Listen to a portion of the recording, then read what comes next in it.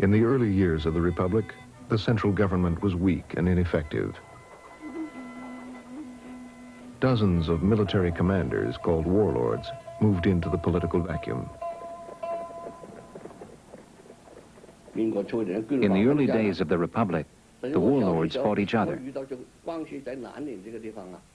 When I was a child in Guangxi province, I saw so many battles. You can't imagine how many battles were fought.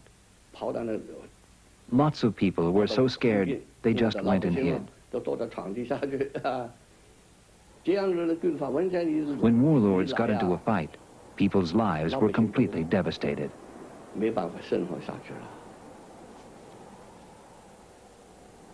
The warlords were a diverse group. The warlord of Manchuria was a major figure in national politics.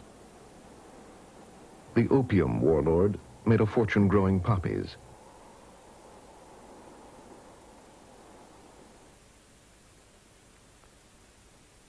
The Christian general was said to baptize his troops with a fire hose.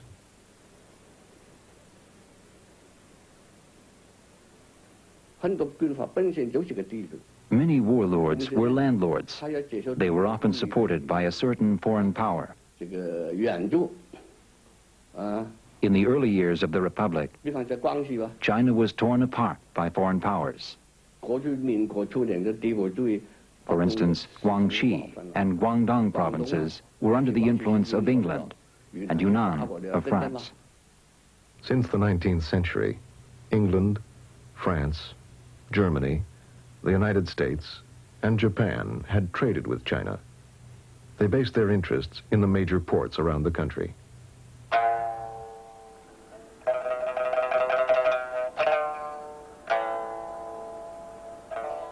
Most foreigners lived in special areas called concessions, which they controlled with their own local governments.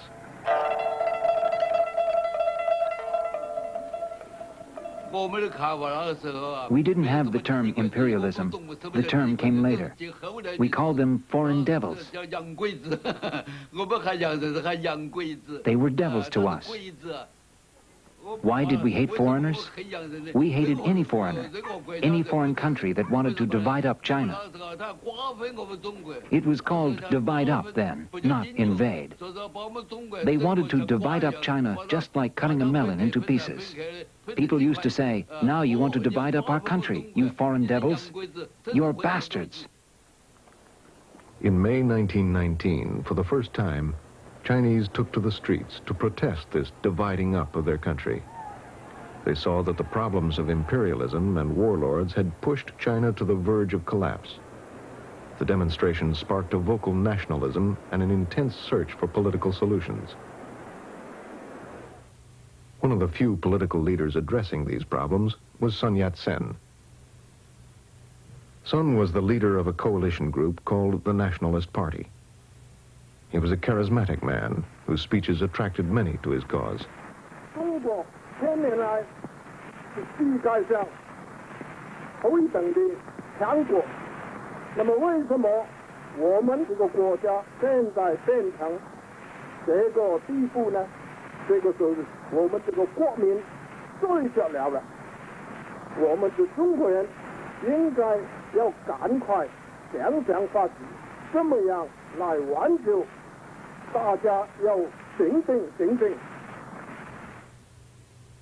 Sun knew that the first thing he needed was an army to defeat the warlords and unite the country.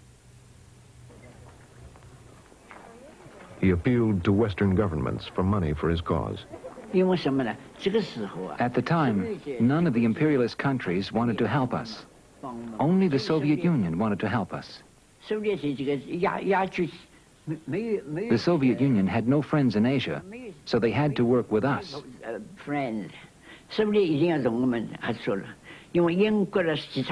England and the other countries didn't want us to be united. It appeared the Soviet Union did want to help us. China had to be united, so of course we cooperated with them. One condition of Soviet help was that the Nationalist Party allow members of the newly formed Chinese Communist Party to join. Sun agreed, and in 1924, The Soviets helped him set up a military academy just outside Canton.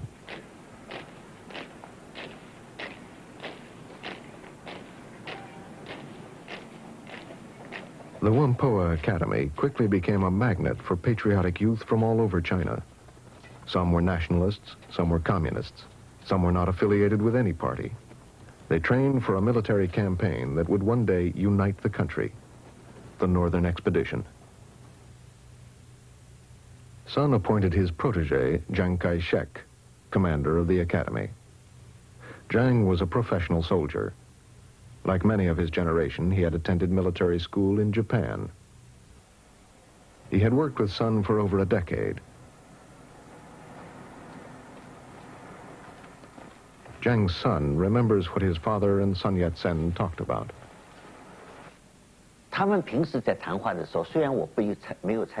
Although I wasn't usually included in their day-to-day conversations, there were times when they were walking, having tea, when I heard them talking about national affairs.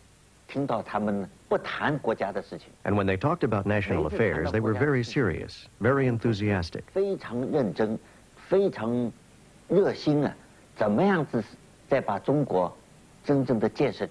They wanted to build up China. Because in the East, we had lived under autocracy for too long. Chiang was the commander of all the cadets and of the academy's staff. Many of China's future leaders were under his command. One of them was a young Communist Party member, Zhou Enlai. Zhou was the director of the political education department. Under his direction, the cadets watched and performed plays with simple political messages. Without revolution, there was no hope for this country, so political education was given on the front.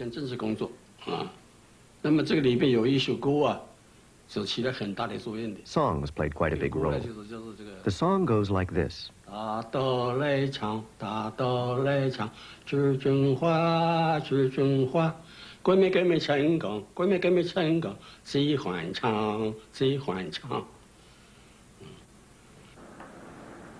As his army trained, Sun and his wife Sun Qingling sailed to Beijing to negotiate with the city's warlord. But Sun was ill with cancer. He died soon after arriving in Beijing on March 12, 1925.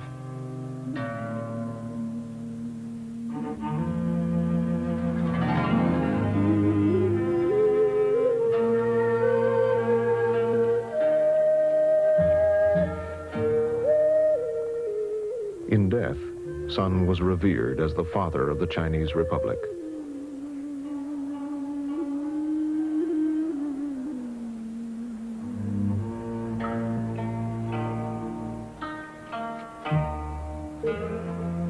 There was no one of his stature to take over the leadership, and a struggle for power in the party began.